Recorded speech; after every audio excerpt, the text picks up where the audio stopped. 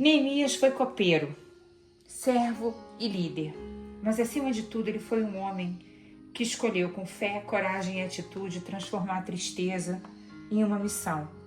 Neemias escolheu ser feliz, como a gente vê no texto de Neemias 1, versículo 4.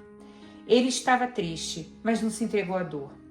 Ele orou, ele jejuou, ele buscou a Deus e ele buscou a felicidade dele, porque a felicidade dele não dependia das circunstâncias. O contexto histórico era o exílio da Babilônia. Depois da destruição dos muros, da destruição da cidade, e todo o povo judeu tinha sido levado para a Babilônia por Nabucodonosor II.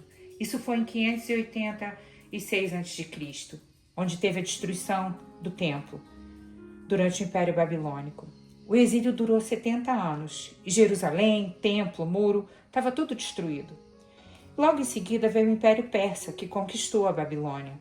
E na época, Neemias, ele estava na Babilônia e a Babilônia era governada por Artaxerxes, que era filho de Xerxes. A gente sabe de Artaxerxes sendo filho de Xerxes, e Xerxes a gente vê que era Assuero lá no livro de Esther. Então ele era o rei persa e Neemias era o copeiro desse rei.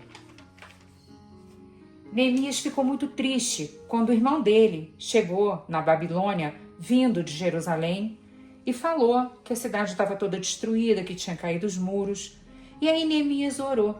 E quando ele foi servir o rei perguntou: por que seu rosto parece tão triste? Se vê que você não está doente. Essa tristeza só pode ser do coração. E com muito medo, Neemias disse para o rei: como não estaria eu triste no meu rosto se a cidade em que estão sepultados os meus pais estão em ruínas e as portas destruídas pelo fogo? E o rei respondeu: o que você gostaria de pedir? Olha aqui a mão de Deus em favor de Neemias. Neemias pediu permissão para ir a Jerusalém, reconstruir os muros e pediu também cartas de autorização do rei para poder atravessar as províncias sem impedimento.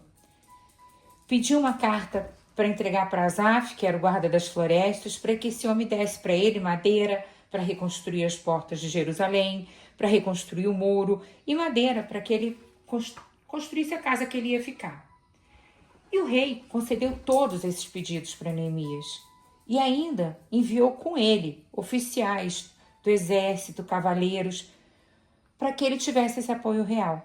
E aí ele chega em Jerusalém, faz uma inspeção, motiva o povo, faz distribuição estratégica de trabalho, sofre muita oposição, muita zombaria, mas ele sempre responde coração e vigilância, organizando o turno de trabalho e em determinado ponto ele tem que organizar até turno de defesa armada, porque as pessoas estavam querendo atacar eles para que eles não conseguissem fazer essa obra.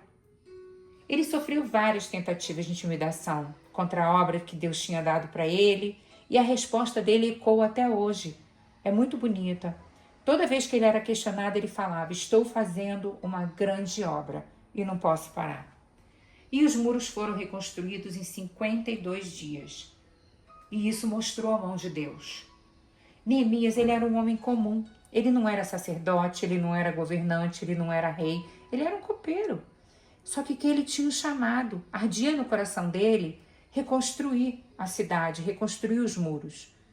E a gente vê nitidamente ele realizar cada uma dessas afirmações que a gente estudou no vídeo anterior. Um homem comum, com um chamado extraordinário, com uma oração, com uma visão clara, com organização, com estratégia e com perseverança diante da oposição. Isso tudo foi fundamental para que ele realizasse essa obra em 52 dias. Uma obra que não tinha sido feita nesses 70 anos. E tudo começou com a paixão, uma paixão no coração. E um pedido a um rei que foi feito com coragem e fé. Ele teve ousadia. Neemias, ele não apenas reconstruiu o muro, ele restaurou esperança, identidade e fé para uma nação que estava exilada, que estava esquecida, que estava largada lá na Babilônia. E isso impactou uma geração. A atitude dele culminou na volta de todo o povo do exílio da Babilônia para Jerusalém e na reconstrução de toda a sociedade.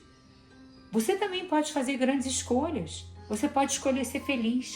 Você pode escolher ser grata como Neemias. Você pode escolher acreditar como ele acreditou, que ele podia fazer grandes coisas. Ele focava no que ele podia controlar. Ele encarava os desafios como oportunidades de crescimento. Ele era comprometido com a evolução diária dele, da obra dele, das pessoas envolvidas. Ele estava comprometido em organizar, em fazer acontecer. E tudo com um propósito, para causar um impacto positivo no mundo da época dele. Neemias ensina pra gente que quando a dor do mundo encontra alguém disposto a orar, planejar, perseverar, o impossível se torna realidade. Ele não tinha recursos, mas ele tinha um propósito, ele tinha uma visão clara e a mão de Deus sobre a vida dele. E você? Talvez seus muros estejam em ruínas, seus sonhos estejam distantes e só o que você consegue ver é uma impossibilidade. Pois escolha crer, escolha agir, escolha causar um impacto positivo no mundo em volta de você.